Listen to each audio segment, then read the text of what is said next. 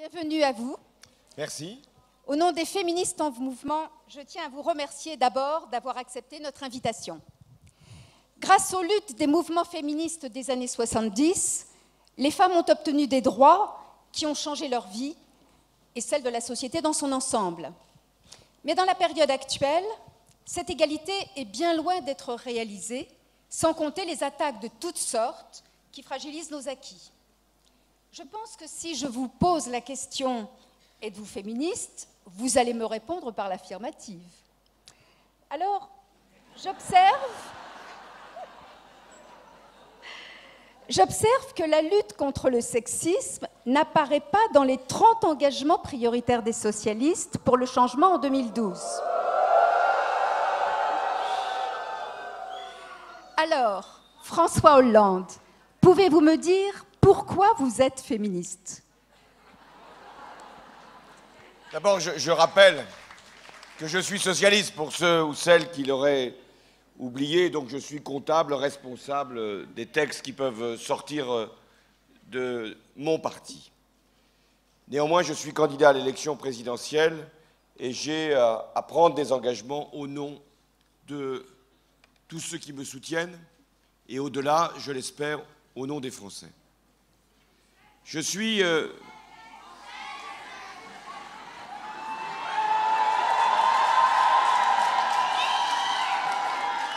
Ça commence bien. Donc je suis candidat à l'élection présidentielle. J'ai dit bien candidat. Et donc je m'engage au nom des Françaises qui me soutiendront à l'élection présidentielle. Alors, je réponds à la question. Je ne suis pas né féministe. Je le suis devenu. Car c'est quand même un processus qui fait qu'à un moment, un homme, une femme décide de s'engager pour transformer la société. Car être féministe, ce n'est pas simplement être pour l'égalité homme-femme, c'est vouloir utiliser le levier de la transformation, de l'émancipation, pour que la société change. Je suis féministe parce que c'est vrai que ce sont aussi des socialistes, la gauche, qui ont permis, pas seuls, parce que s'il n'y avait pas eu le combat des femmes dans les années 60, 70 pour conquérir des droits, rien n'aurait été possible. Justement. Mais il se trouve que c'est François Mitterrand, en 1981, qui, le premier, nomme une femme ministre des droits des femmes, Yvette Roudy. Que c'est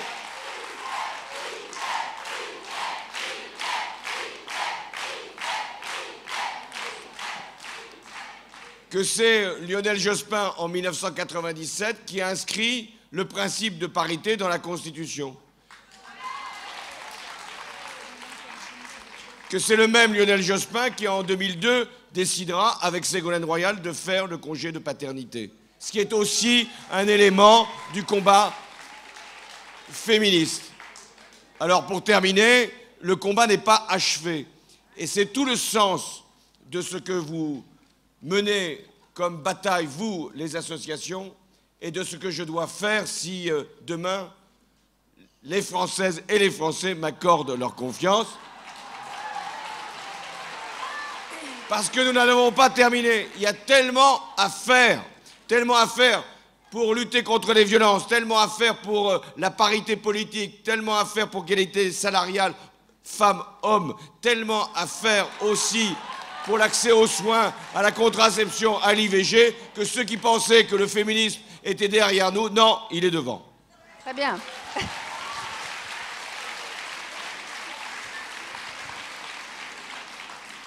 Alors justement, pour nous, les valeurs du féminisme sont une référence essentielle à l'analyse de la transformation de société. Parce que sans égalité, pas de démocratie, pas de progrès, pas d'émancipation. L'égalité entre les hommes et les femmes, et entre les femmes et les hommes, doit donc redevenir une priorité des politiques publiques. Alors nous avons noté avec satisfaction votre engagement de mettre en place un ministère dédié aux droits des femmes. C'est également la première revendication de notre manifeste. Pour nous, ce ministère doit prendre des mesures indispensables pour la réalisation d'une égalité effective entre femmes et hommes et dans une démarche transversale avec les autres ministères. Alors, la deuxième question que je vous pose, comment concevez-vous son rôle, ses actions? Aura-t-il les moyens de peser sur les politiques publiques et comment? Pouvez-vous être précis sur ce point? Merci. Bon, je ne vous vois pas toutes, mais je vous entends quelques-uns ou quelques-unes. Écoutez, arrêtez, ça suffit comme ça. On peut baisser le truc là. Bon, sur la question qui m'était posée, que j'ai parfaitement entendue, je suis pour que le prochain gouvernement que j'aurai à constituer puisse présenter d'abord la parité. Autant de femmes que d'hommes composeront le prochain gouvernement.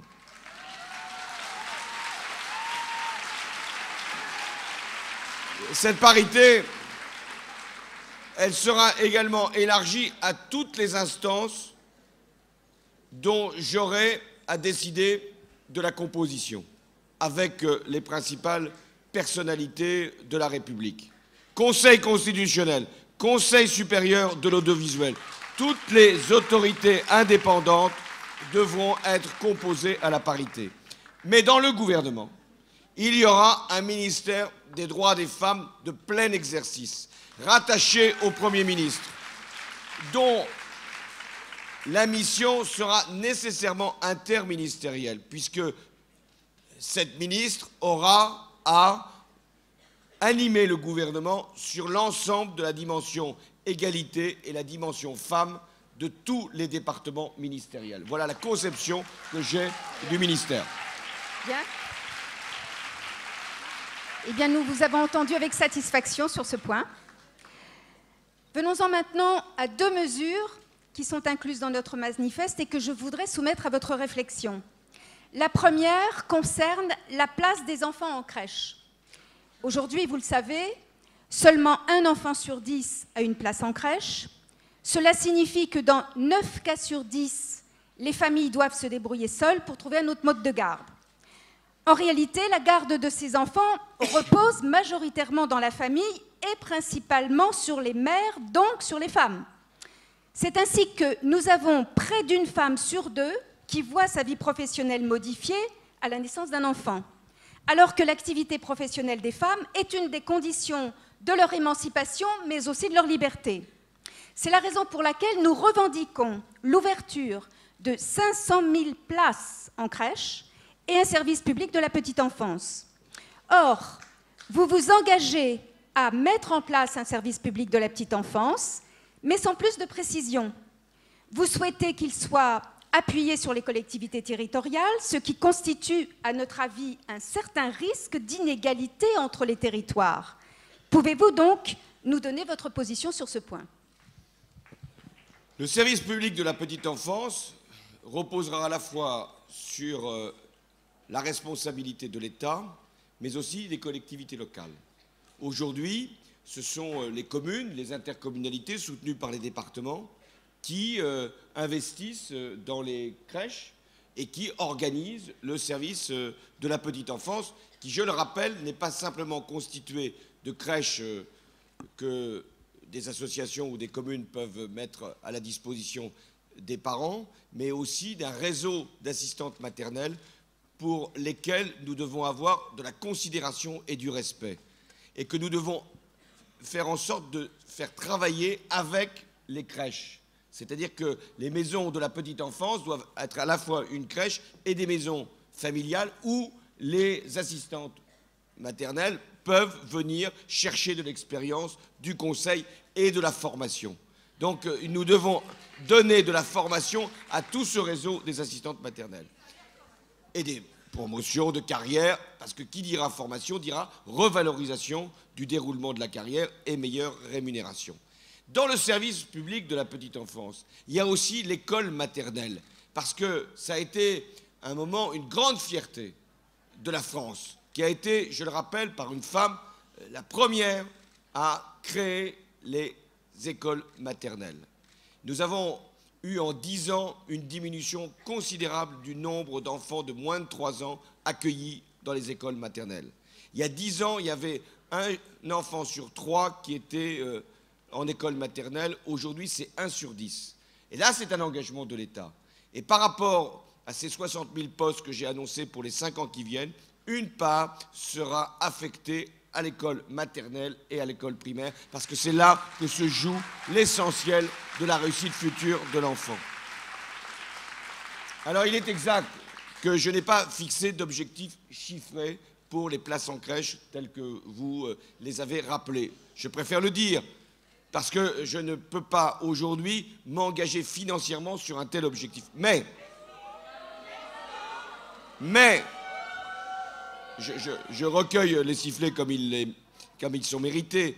Mais qu'est-ce que ce serait si je venais vous dire, vous aurez, si je suis élu président de la République, 500 000 places et qu'il n'y a pas les 500 000 places? Il y en a un qui est un spécialiste de ce genre de choses. Je ne viendrai pas, dans 5 ans, venir m'excuser devant vous de ne pas avoir réussi. Si nous y parvenons, nous le ferons ensemble. État, collectivité, association, parce que c'est un grand enjeu.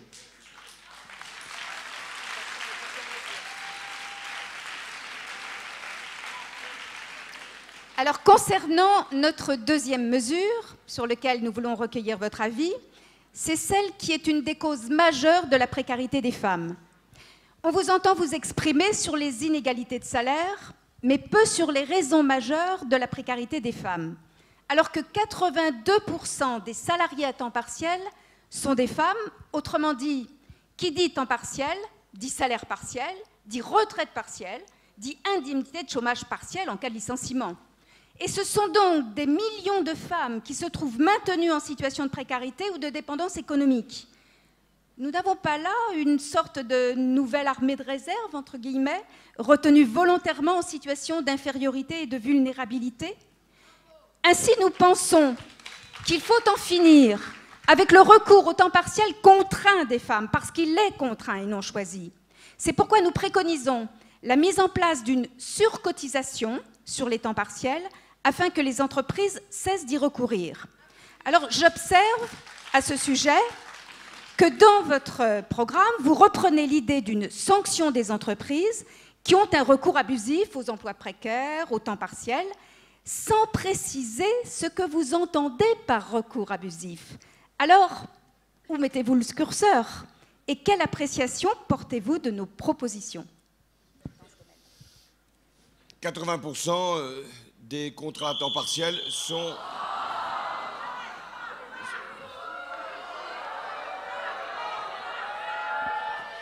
S'il vous plaît, nous interpellons le candidat pour écouter ses réponses. 80% donc des temps partiels sont aujourd'hui des contrats qui sont, hélas, ceux des femmes qui n'ont pas d'autre solution que de choisir cette forme d'emploi. Beaucoup de ces femmes sont aussi mères de famille monoparentales.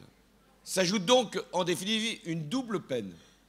Élever seuls ses enfants et en plus avoir un salaire partiel, un temps partiel et à terme, vous l'avez dit, une retraite partielle. Je fais donc la proposition suivante. Les entreprises qui recourent à du temps partiel, à des CDD, à de l'intérim, devront payer plus de cotisations chômage que les entreprises qui font l'effort de recruter leur personnel et de les garder en contrat à durée indéterminée et à temps plein. Donc, c'est tout simple. L'entreprise qui a l'essentiel de ses contrats à durée indéterminée et à temps plein paiera moins de cotisations chômage puisqu'elle n'inflige à la société et à Pôle emploi aucune conséquence de sa politique en matière d'emploi et d'embauche, alors que l'entreprise qui recourt au temps partiel aura une cotisation chômage surévaluée, surtaxée, Et donc, ce sera une dissuasion très importante, puisqu'il y aura cette surcotisation sur le temps partiel. Mais ça ne suffit pas. Nous devons aussi moraliser le temps partiel. Ce n'est pas simplement le surtaxer, parce qu'il y aura toujours des entreprises qui préféreront payer davantage et recourir abusivement au temps partiel. Donc le temps partiel devra être justifié par l'entreprise. Parce qu'en définitive, c'est un prétexte commode d'offrir du temps partiel à des femmes au prétexte qu'elles doivent élever leurs enfants. Donc le temps partiel ne peut plus être un temps partiel subi, doit être un temps partiel choisi. Et là encore, nous aurons avec les partenaires sociaux, parce que ce dont nous avons besoin, c'est de syndicats forts qui, sur ces questions-là, s'engagent. Et il y aura un bilan social dans chaque entreprise sur le recours au temps partiel.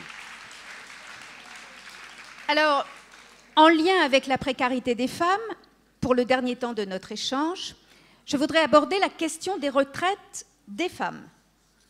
L'écart des pensions s'élève actuellement à 46% par rapport à celle des hommes, vous le savez. Alors les raisons sont connues, carrière interrompue pour élever des enfants, temps partiel contraint, période de chômage, plus longue que celle des hommes. Alors que les femmes sont les premières touchées par la dernière réforme des retraites, refuser de revenir à la retraite en 60 ans, c'est les pénaliser plus directement. Quelles sont donc vos préconisations pour supprimer ces injustices? Injustices qui, pour nous, sont le reliquat ou le fruit d'une gestion patriarcale toujours actuelle.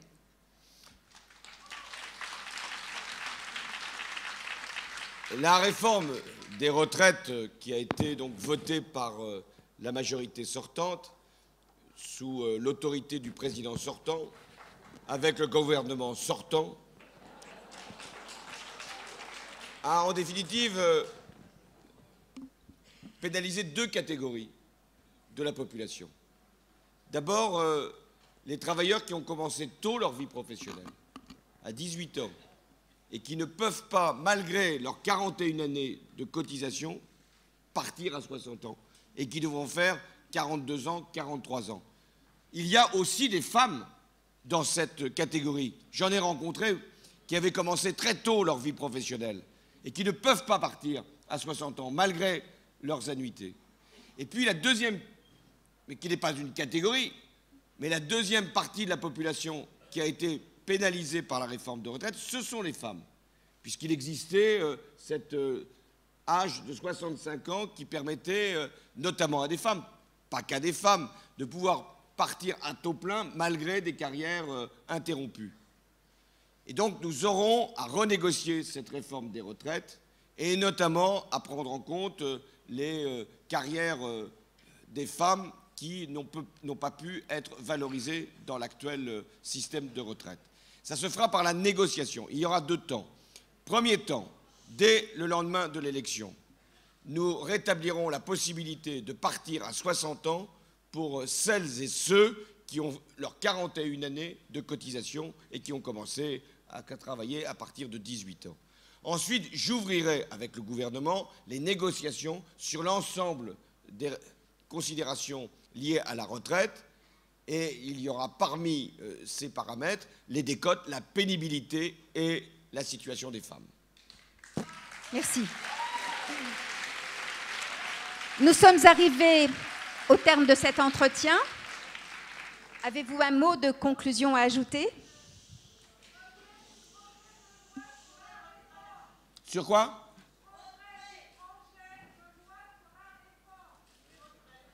Projet de loi sur la... Oui, mais après, il y aura un projet de loi, bien sûr.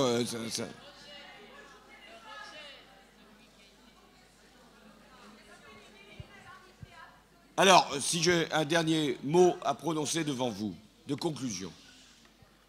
Je veux que l'élection présidentielle se fasse au niveau souhaité par les Françaises et les Français. Nous avons le devoir de réussir ce rendez-vous. Je ne veux pas que la campagne présidentielle soit salie, soit en définitive polluée par des polémiques insupportables qui sont soit sur les personnes, ce qui finalement est secondaire, soit sur des sujets comme ceux de la laïcité, de la liberté de conscience, de la liberté religieuse, mais aussi des garanties que la laïcité doit apporter aux femmes, notamment aux femmes et aux hommes dans notre République.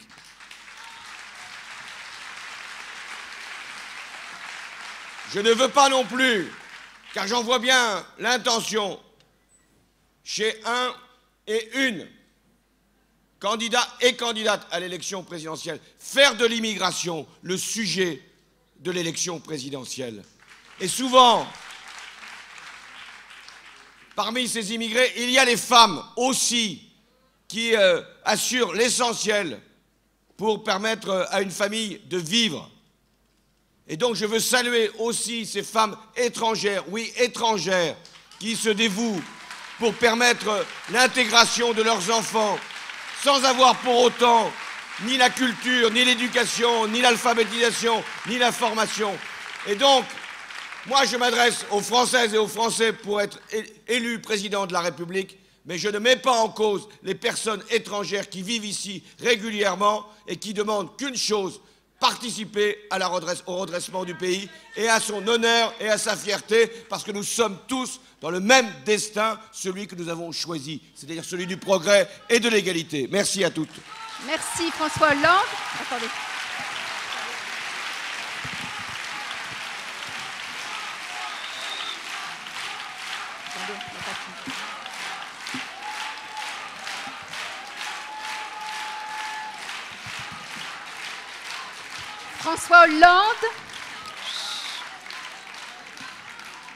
François Hollande, sachez que si dans quelques semaines vous êtes élu président de la République, nous saurons vous rappeler les engagements que vous avez pris ce soir, mais également vos non-dits. En vous remerciant encore de votre présence, au nom des féministes en mouvement, j'ai le plaisir de vous remettre notre manifeste. Merci à toutes et à tous. Mais j'ai grande confiance. Où que je sois demain, même si j'ai mot d'idée, vous saurez me retrouver. Et je saurai aussi vous retrouver autant qu'il sera nécessaire. Merci à tous.